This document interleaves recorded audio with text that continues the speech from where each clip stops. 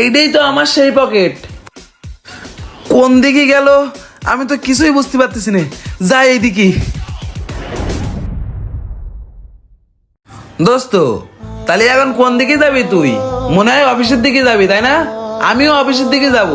সেদিনকে খুলনায় যাচ্ছিলাম একটু কাজে, বাসে উঠেছি। উঠার পরে একটা ছেলে এসে আমার পরিচয় দিচ্ছে, ভাই কোথায় যাবেন? পরে আমি বললাম আমি তো খুলনায় যাব। আমি বললাম ভাই তুমি কোনে যাবা? ও বললো ভাই আমিও খুলনায় যাব। পরে ও আমার গাড়ি ভাড়াটা দিয়ে দিচ্ছে। আল্লাহ, ভাড়া দিয়ে ওই ছেলে লেবে গেছে। তারপরে আমার পকেটে হাত দিয়ে দেখি আমার মানি ব্যাগ নেই। আমার পকেট কেটে মানি ব্যাগটা নিয়ে চলে গেছে। তারে ধরতে পারলাম না, তো ধরতেই পারলাম না। কি একটা জ্বালায় আছি ক।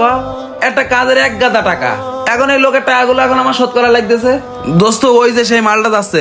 এই দাঁড়া, এই দাঁড়া, এই দাঁড়া। আগে ওরে ধরে নি, তারপরে বিষয়টা আমি দেখতেছি। এই দাঁড়া, এই দাঁড়া, এই দাঁড়া, নড়বি না, দাঁড়া। তোরে তো আজকে আমি পাইছি। তুই সেদিনকে বললি যে